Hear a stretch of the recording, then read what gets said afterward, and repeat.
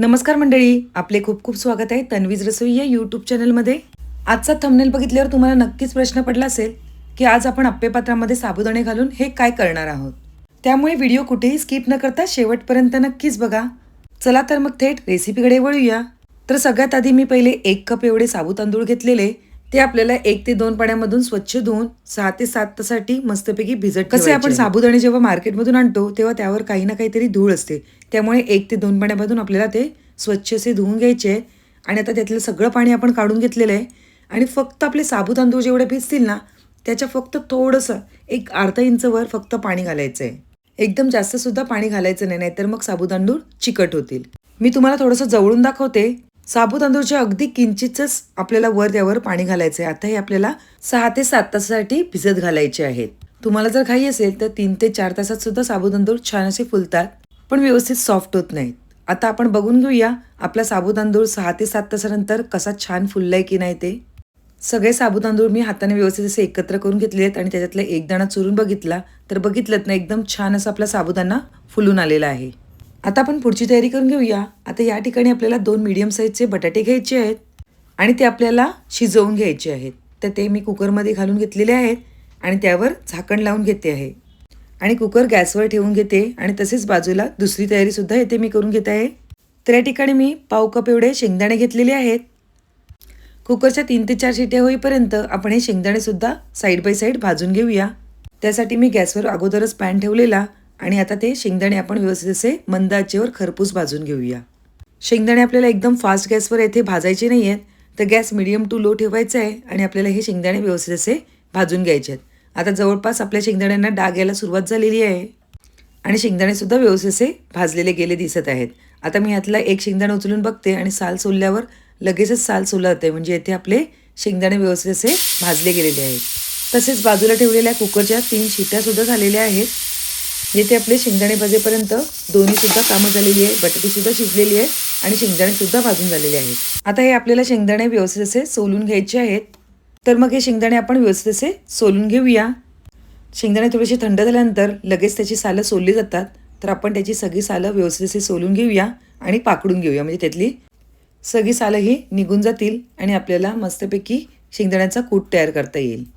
तर या ठिकाणी आपण शेंगदाण्यांची सगळी सालं काढून घेतलेली आहेत आणि आता सोललेले शेंगदाणे आपल्याला मिक्सरमधून फिरवून आपल्याला त्याचा कूट तयार करून घ्यायचा आहे. आता आपण जी शिजवून घेतलेली बटाटी आहेत तीसुद्धा आपल्याला सोलून घ्यायची आहेत. तोपर्यंत तुम्ही मला सांगा, तुम्ही आपल्या चॅनलला सबस्क्राईब केलं की नाही. जर सबस्क्राईब केलं असेल तर ठीकच आहे, आणि जर नसेल केलं तर आपल्या चॅनलला म्हणजेच तन्वीज रसोई या यूट्यूब चॅनलला लाईक, शेअर आणि सबस्क्राईब करायला अजिबात विसरू नका. तसेच बाजूला असलेल्या बेल आयकॉनवर प्रेस करायला विसरू नका, म्हणजे अशाच साध्या सोप्या तुम्हाला व्हिडिओ नेहमी बघायला भेटतील.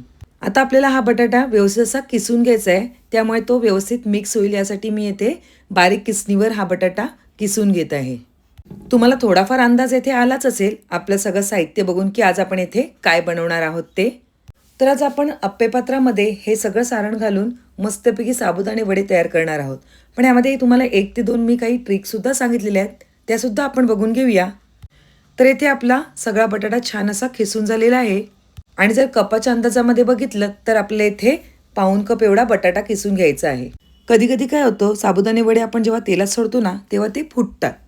त्यासाठी साबुदाणे वडे आपले तेलात फुटू नये यासाठी आपण येथे एक ट्रिक करणार आहोत. तर या ठिकाणी आपल्याकडे जो क्रशर असेल तो घ्यायचा आहे आणि आपण जे साबू तांदूळ भिजत घातलेले आहेत ते एकदा ह्यामधून क्रश करून घ्यायचे आहेत. त्यामुळे काय होतं, आपले जे साबू तांदूळ आहेत ते ब्रेक होतात आणि ते तेलामध्ये फुटत नाही किंवा उपलत नाही.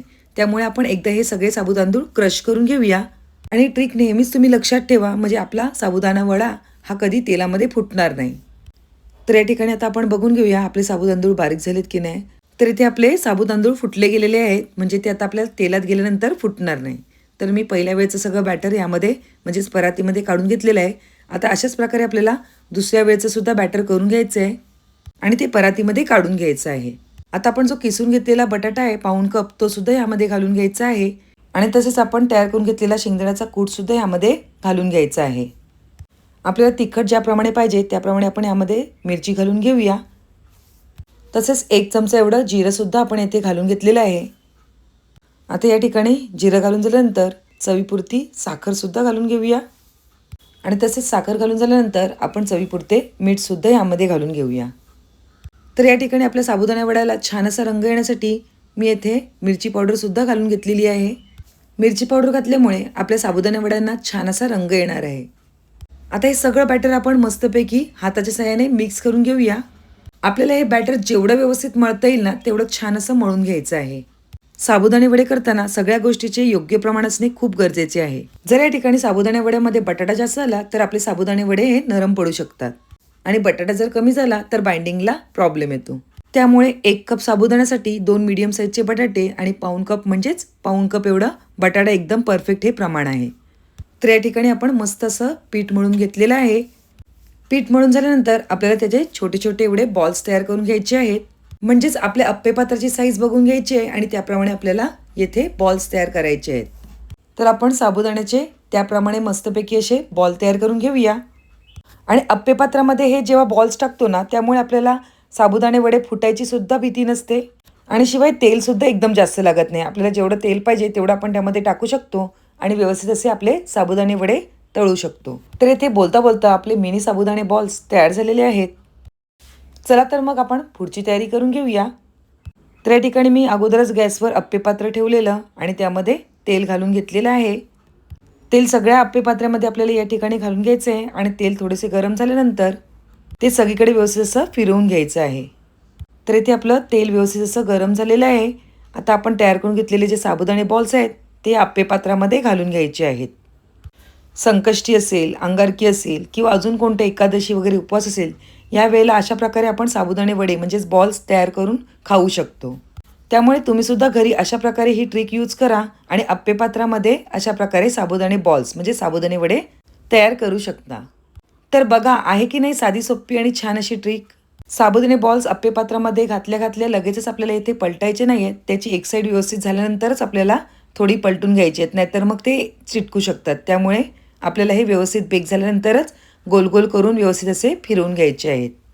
तर या ठिकाणी आपण सगळ्या बाजूने छान असे बॉल तळून घेतलेले आहेत आणि आपले येथे साबुदाणे बॉल्स म्हणजे साबुदाणे वडे तयार झालेले आहेत. तर अशा प्रकारेच आपल्याला दुसरी बॅचसुद्धा तयार करून घ्यायची आहे आणि या ठिकाणी आपले साबुदाणे बॉल्स छान असे तळून घ्यायचे आहेत. तुम्ही बघितलंच असेल आता बॉल्स तळल्यानंतर सुद्धा यामध्ये थोडे थोडे तेल शिल्लक राहिलेले आहे. फक्त या ठिकाणी आपल्याला सगळ्या बाजूने छान असे बॉल्स तळून घ्यायचे आहेत म्हणजे त्याचा क्रिस्पीपणा एकदम छान राहणार आहे. आता साबुदाणे बॉल्स म्हणजे साबुदाणे वडे बोलले की चटणी आलीच. तर या ठिकाणी मी येथे अर्धी वाटी एवढं खोबरं घेतलेलं आहे आणि तसेच आपल्याला ज्याप्रमाणे तिखट पाहिजे त्याप्रमाणे मिरची घालून घेतलेली आहे आणि या ठिकाणी माझ्याकडे कैरी होती म्हणून मी या ठिकाणी कैरी घातलेली आहे. तसेच चवीपुरते मीठ घालून घेऊया आणि थोडीशी साखर घालून घेऊया. आता याची बारीक मिक्सरमध्ये छान अशी चटणी तयार करून घेऊया. तर येथे आपली चटणीसुद्धा रेडी झालेली आहे. चला तर आपण आपली डिश सर्व करून घेऊया. तर तुम्हाला माझी आजची साबुदाणे वड्याची रेसिपी आणि ट्रिक्स कशा वाटल्या नक्कीच कमेंटद्वारे कळवा. रेसिपी आवडली असेल तर पटकन एक लाईक करा. तसेच तुमच्या फ्रेंड्स आणि रिलेटिव्हसोबत आपली ही लिंक शेअर करा.